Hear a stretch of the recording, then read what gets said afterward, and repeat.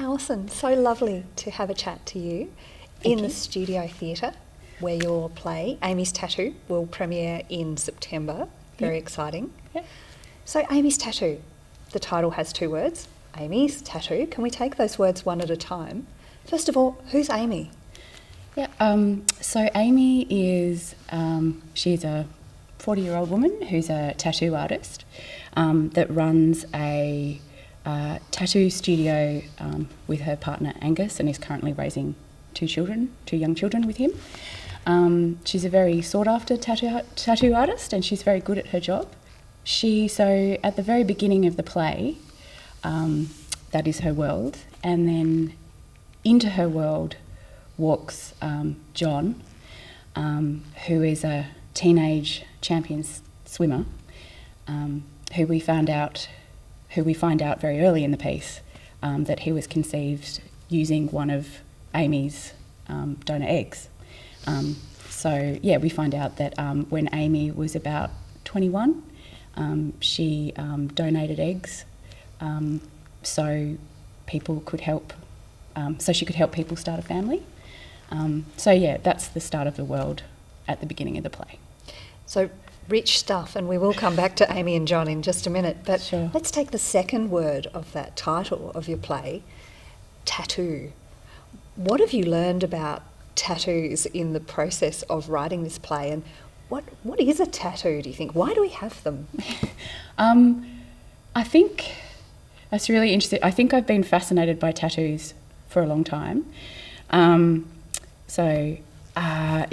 I've sort of done a lot of research into them, and they mean all different things to all different cultures. And it's a very, very ancient art form. I was actually reading some stuff last night. I think the first evidence of a tattoo is from 5,000 years ago, 3000 BC. So an incredibly ancient art form.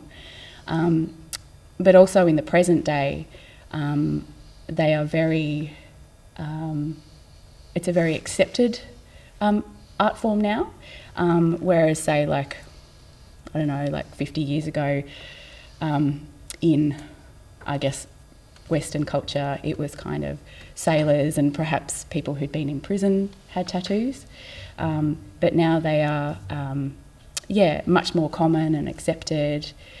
And I think for me, I'm really fascinated with the idea that tattoos are very much got for very specific reasons. Tattoos don't happen accidentally. They don't just fall into your skin. So present day, you need a tattoo artist who will quite often bespokely design the tattoo for a person, and then place the tattoo in your skin, and people commemorate dates, they commemorate people, they commemorate events, or someone just wants a really beautiful picture in their skin because they feel a certain affinity with something in nature or things like that. So I'm also fascinated by the intimacy of a tattoo.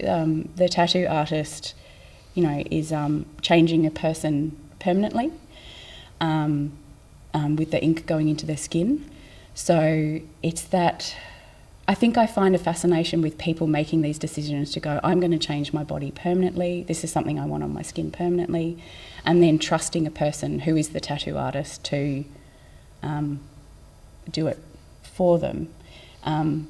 So I think, I'm also fascinated. I'm fascinated by things on a cellular level, so the very, very micro of what is going on inside a body. And then, through the play, I've used the tattoo as a metaphor on this sort of micro level as well, which I'm sure we'll get into. So I noticed just as you were talking then, you used some very specific language about the tattoo, about it being in your skin. And I think before I read your script, I think I've always thought of tattoos as something that are on you, something sort of applied to you, a bit like one of those fake tattoos, like a transfer. But actually, I think a really important aspect of your play is the idea of a tattoo being in you. Is that right? Yeah, that's right. Not to geek out too much. But so a tattoo has to go through 2 layers of skin. So we have the epidermis, which is like, so I write on my hand a lot, I don't know if you can see that, to remind myself to do things like with pen ink. And so if you write that, you know, a note to yourself, and then that will wash off, because that's your first layer of skin, and we shed skin all the time and it's renewing itself. So that's the first layer, and then under the epidermis is the dermis, which is the second layer of skin, and there's all different cellular stuff in there as well. So when people get a tattoo, with the tattoo machine and the needles that are going in, it's got to go through to the dermis layer, and that is what makes the tattoo stay, because it's gone so deep. And there's all these sort of cellular sort of things that happen at that level to keep the tattoo in place. Yeah, I'm interested about the things that get inside us, the things that stay with us. And yeah, things like, and I'm getting towards like things that stay with us on a cellular level, like intergenerational things, who we're related to, who our family bonds are. Yeah, for me, the idea of a tattoo all links to that area. Yeah. So we have Amy, the tattoo artist, and walking into her life is this young man, John, wanting a tattoo, but as you've told us, he's actually biologically related to her. They have aspects of each other inside them, really. Yeah. How would you describe the relationship that develops between them when they meet? I think because it's kind of so unexpected that they meet. There's kind of like no preparation when they meet. It's a kind of elation, it's a kind of excitement, it's kind of like, wow, this is extraordinary. And they just find each other so fascinating, and they want to spend time together, and they want to sort of get to know each other. And I think also a key thing is that they both have different perspectives on who they're meeting and what their relationship might be. So yeah, it begins off with this sort of, incredible elation and joy at getting to know each other. And then as their relationship develops, in comes the complexity of, what role are you going to play in my life? Who are you to me? Who am I to you? And such things. So yeah, that's where the beginning of the play starts, and that's where it then travels to them to sort of work out what is actually a very complex relationship. So this very complex relationship that they're trying to navigate, it has an impact on the other 2 characters in the play, one being John's mother, Rose, and another being a police officer, Jen. So what's at stake for these other 2 women, and why does this relationship have such an impact on them? So yeah, I'll start with Rose, John's mother, who is a politician. And so Rose is at a point in her life where she's sort of reconfiguring her relationship with John, because John is now becoming a young adult. He's not a young child anymore, and he is a champion swimmer with great athletic prowess, and she's just feeling at the moment that he's, as a late teenage person, he is kind of starting to pull away from her. Yeah, so she's at a point where she's thinking about, you know, where they are in their relationship, and her as a mother, and with the entrance of Amy into their life, it does add a great deal of complexity to her life in where they all sit with each other, and it is a very great surprise to Rose that Amy enters their lives, because she did not expect her to enter their lives at this point, or perhaps if ever. So yeah, that's complex. And with Jen, the police officer, so when things within the family structures are getting incredibly complex and where they're trying to discover where they all sit sort of legally, because there is a lot of sort of legal aspects to donor conception and who can share what information, who can access what information. Anyway, that's kind of going down another path. But for Jen, the police officer, so she is brought in to negotiate things between the families, and she has a parallel story in her background that she notices is happening between these families. And so she's at a point where she's trying to forget about her own personal experience and just be professional and deal with the issues at hand. But the story that she's witnessing is bringing up a lot of stuff from her past. Yeah. So, Alison, I know that when audiences come here to the Studio Theatre to see this play, that they will be fascinated to watch how this story unravels the relationship between John and Amy, and how Rose and Jen are drawn in, and how the relationship impacts them. We don't want to talk too much about it, though, because we don't want to give away too much about the play. Yeah. So I just want to backtrack a little and just ask you about the writing of Amy's tattoo. Was there a moment in your life as a writer where you thought, there's a play in this piece of information I've received, or this scenario I've seen unfold? What was the germ of Amy's tattoo for you?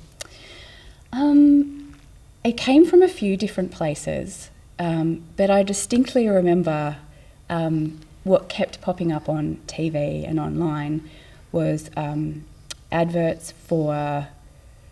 There's a couple of companies, but the main one is Ancestry DNA. They were advertising a lot online for at-home DNA testing kits. And I was really struck by, and I guess especially in Australia, these adverts were like, come and find me, come and find if you've got convict heritage, come and find if you've got Viking heritage, which is all very fascinating, and family research is a very popular thing to do.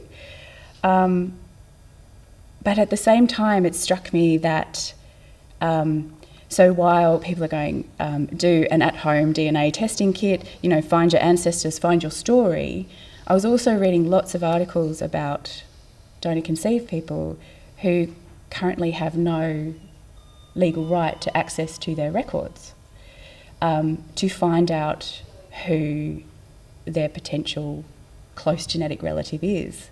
So the irony of, on the one hand, society, at large, and these sort of DNA gathering companies, which is actually quite big business, collecting people's DNA to show whereabouts in the world your family comes from, and then people who cannot find sort of essential information about themselves.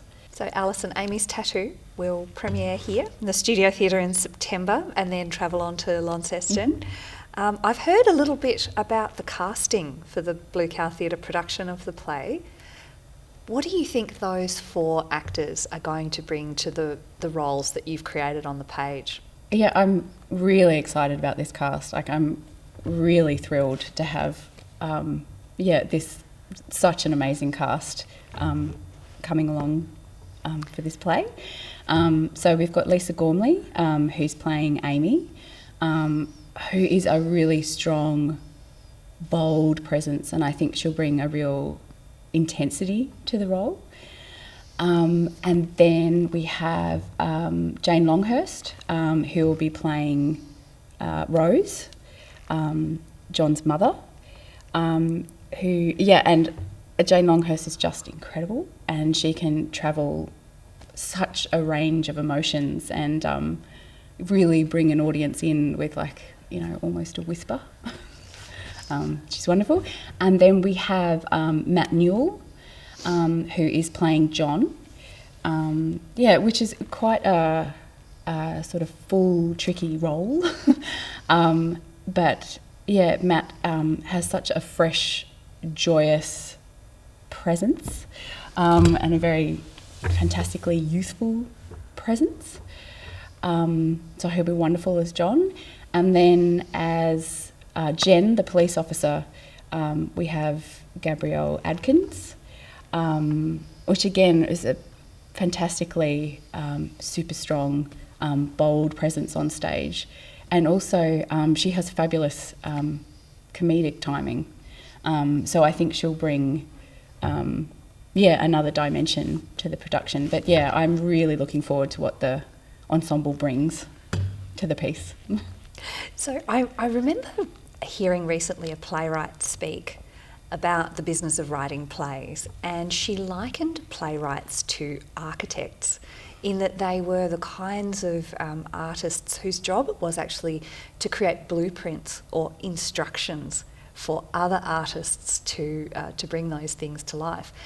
What is it like for you when a production is coming together? What is it like to see the blueprint or the instructions that you've set down come to life in front of you?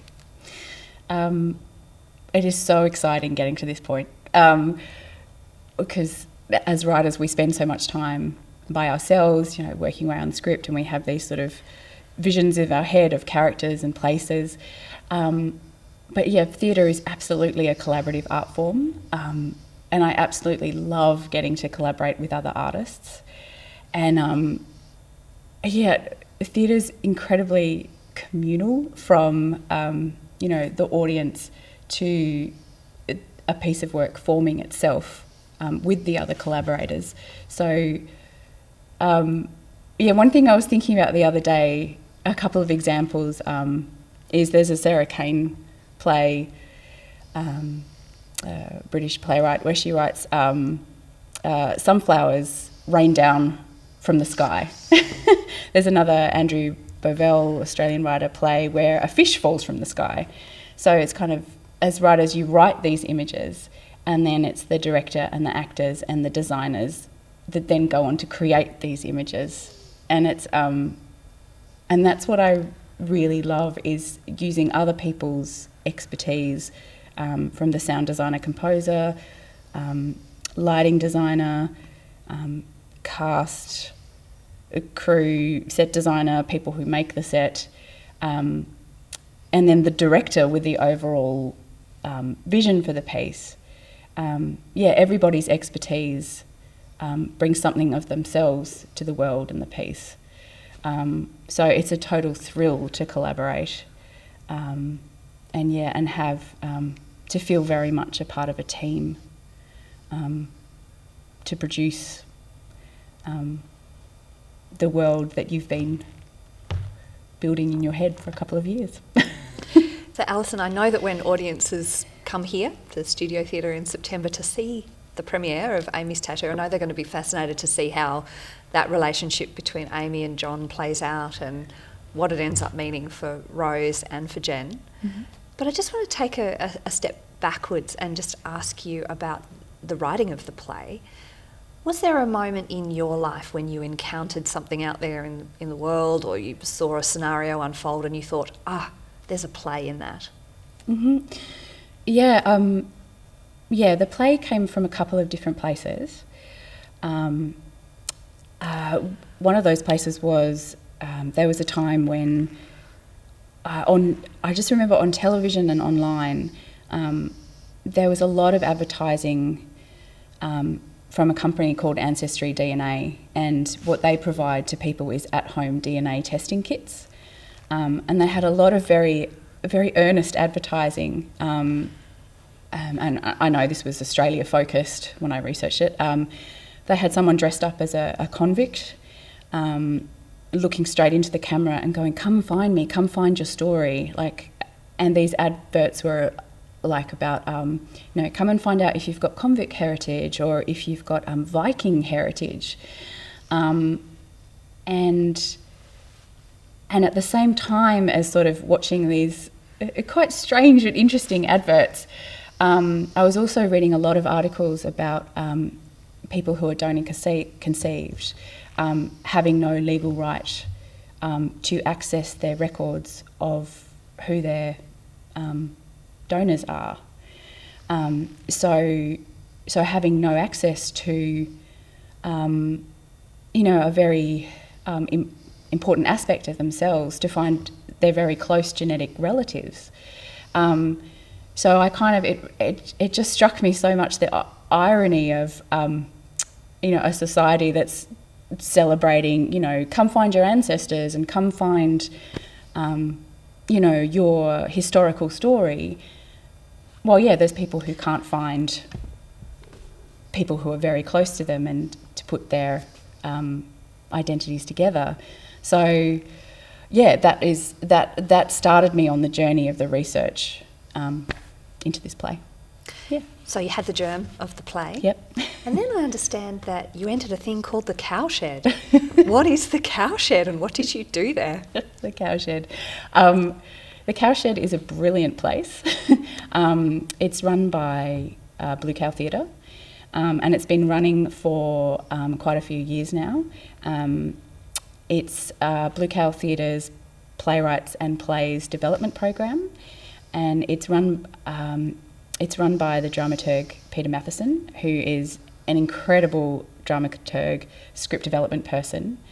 And in there, playwrights can start from the very seed of an idea, which I did with Amy's tattoo, the very beginnings of an idea, and just discussing it with an amazing dramaturg. And then over the last couple of years with Peter and Blue Cow Theatre, I've developed the play right the way through, had readings, development on the work, and then through, and now out the other side of the Cowshed, Blue Cow Theatre are now producing it. And also I would say for the last few years I've been Blue Cow Theatre's playwright in residence, which is a fabulous bespoke program supporting a playwright to develop new work, and also supporting them in their career as well. So it's a really special opportunity to go from that very seed of an idea right through the development of a play right up to a professional production. So, yeah. I wanted to ask you a couple of questions about where Amy's tattoo fits into your body of work as a playwright. So a previous production that I saw of a play of yours was a play called The Surgeon's Hands, which I admired very much. Again, it was a story about a complex relationship between biological parent and child. Would you say that parent-child bond is a particular source of inspiration for you as a writer? Yeah, I think it is. Yeah, there are themes that I go back to, and for me, I think it's just such rich territory to mine as a playwright.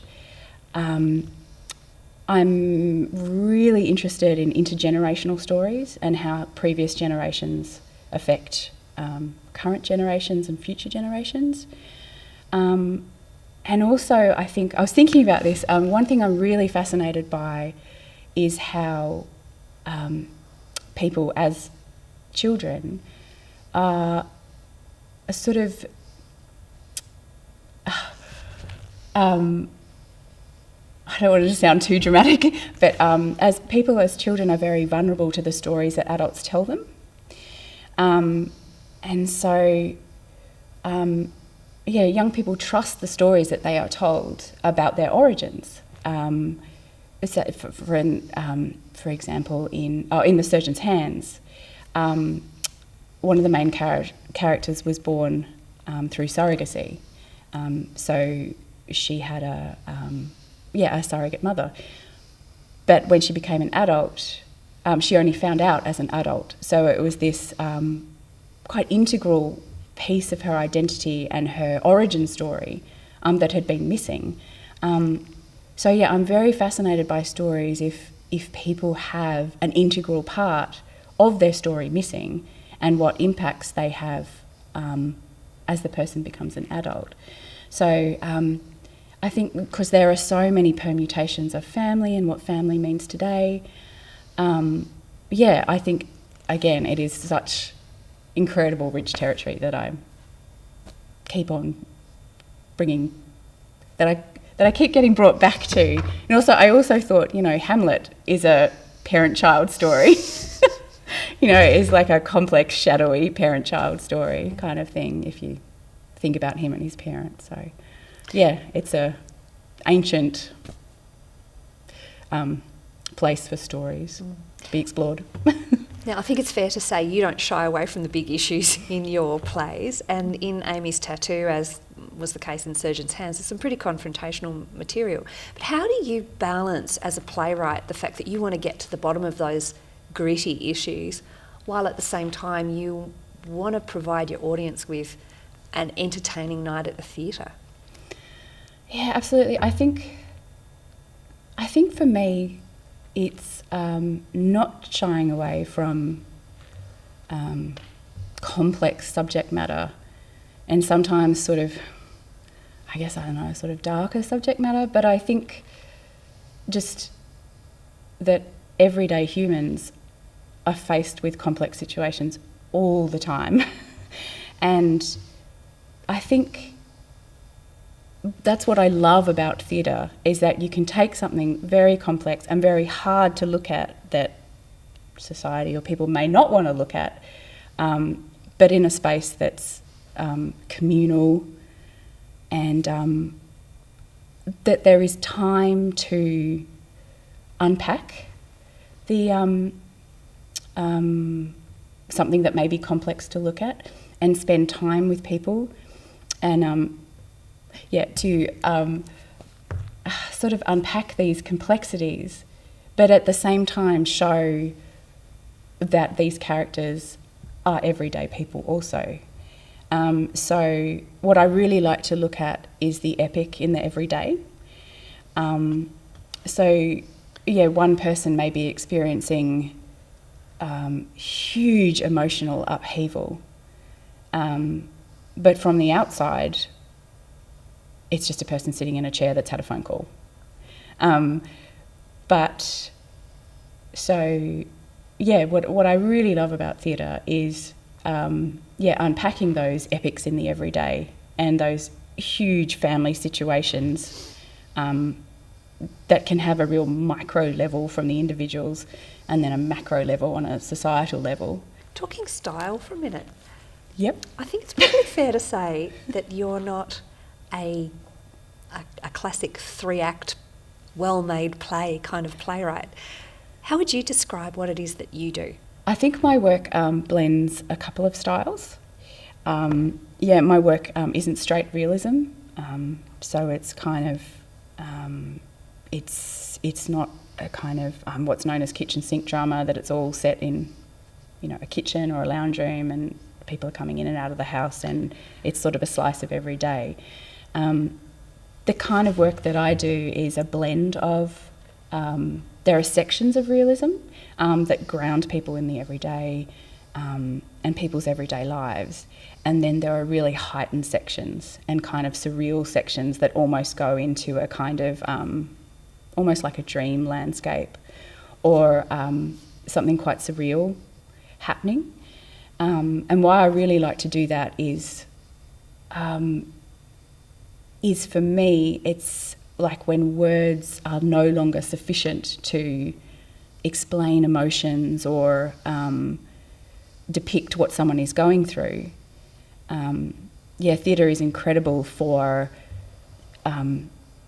stage pictures and imagery and things happening. I really like to display the subconscious kind of coming into the present. So you get those two layers of what's going on inside the person coming out on stage. Yeah. So something I noticed reading Amy's Tattoo, it took me back to a time in my early 20s when I used to read scripts for fun, the way that I read novels these days. It's a habit that I kind of grew out of, but something I really noticed reading Amy's Tattoo is that it contains sort of conspicuously beautiful language, both in the dialogue itself, but also in things like the stage directions, which just made it a pleasure to read it on the page. Is that important to you in your playwriting, to have that lovely language? Yeah, yeah, it definitely is. I think language is so incredibly powerful that I think making it beautiful and stylising the language and using a certain poeticness can just add to the power of the work. There is also, I really like hearing that, because I also want people who read the script to have an experience as well. So there's the kind of literary side of the script, but also on stage, as we were talking about the style in the way I write, there are poetic moments where people talk in incredibly condensed language, and again, I think that's about distilling emotion and again about communicating something that is very complex in quite a distilled way. Even if someone, even if part of their character is very ugly and cruel, that it's done in quite a beautiful way. And also, I was thinking about the language question. Language is also, we often think of language as being very much of the mind, and of thinking and of words, whereas for me, language is very visceral. We speak it with our mouths, with our tongues, it's very much part of the body. So yeah, I really like blending, all of my pieces have quite a sensual, body-mind, integrated visceral aspect to them. Interesting, a bit like a tattoo is not on you but in you. Language is also produced physically. Yes, yeah, language is in us, it's around us. Yeah, and has such power over bodies, over people. Yeah. So this world that you have created, Alison, the world of Amy's tattoo, people will be able to see it in Hobart towards the end of September, and then a little later again, September, October in Launceston. Mm-hmm. What kind of experience do you want an audience to go away with when they've come to see Amy's tattoo? What thoughts and feelings do you want them to have as they walk out the door? I think, a whole range of things. I think one thing I do really love is theatricality and giving an audience an experience. And I'll just quickly, I'll just mention, when I was working and studying in the UK, this idea of total theatre was presented to me, which I absolutely loved. And I'm very much of the camp of making work that is total theatre. So everything is placed for a reason. The sound design, the composition, the set design, the whole play will be a total theatre experience. Also, I think the play is an emotional roller coaster. It's entertaining, it's funny, it's dramatic, it's joyous. There's also parts of it that are tragic. Yeah, I'd really like the audience to be sort of shaken up, come along for a ride, but a ride that is so well worth taking, and also just to spend an hour and a half with these people experiencing their world, and perhaps coming out with another perspective on a topic that we don't see or hear about very often. Alison Mann, playwright, creator of Amy's Tattoo and many other wonderful plays besides. Thank you for the great chat, and I really look forward to seeing this play hit the stage. Thank you, Danielle. Thank you.